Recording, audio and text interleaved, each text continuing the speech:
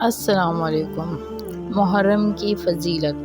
محرم کا مہینہ ہجری کیلنڈر کا پہلا مہینہ ہے۔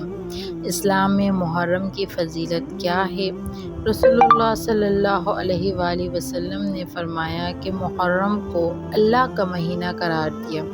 صحیح مسلم کی حدیث ہے کہ رمضان کے روزوں کے بعد سب سے زیادہ جو روزے افضل ہیں وہ اللہ کے مہینے یعنی محرم کے روزے کی ہے۔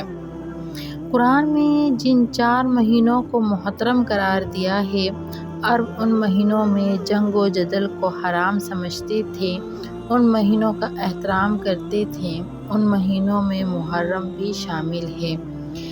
وہ 4 مہینے رجب، ذی القعدہ، ذی الحجہ، محرم اور 10 محرم کی بھی بڑی فضیلت ہے۔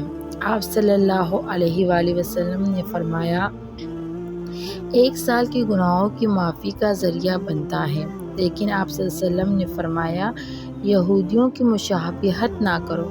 یہودی ایک روزہ رکھتے ہیں، ہم 2 رکھا کریں گے، 9-10 یا 10-11۔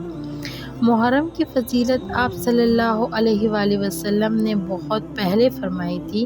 اس مہینے کے بارے میں جو واقعات ہیں، مثلاً حضرت آدم علیہ السلام زمین پر آئے، قیامت اس دن آئے گی، ان کی کوئی حقیقی دلائل نہیں۔ ہاں البتہ اس دن حضرت موسیٰ علیہ السلام اور بنی اسرائیل کو فرعون سے نجات ملی تھی، اس بارے میں روایت مسند ہے یعنی کہ صحیح ہے۔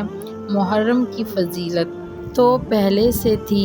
حضرت حسین رضی اللہ تعالیٰ عنہ کا واقعہ تو بعد میں ہوا، یعنی کہ حضرت حسین رضی اللہ تعالیٰ عنہ کو اس مقدس مہینے میں شہادت نصیب ہوئی۔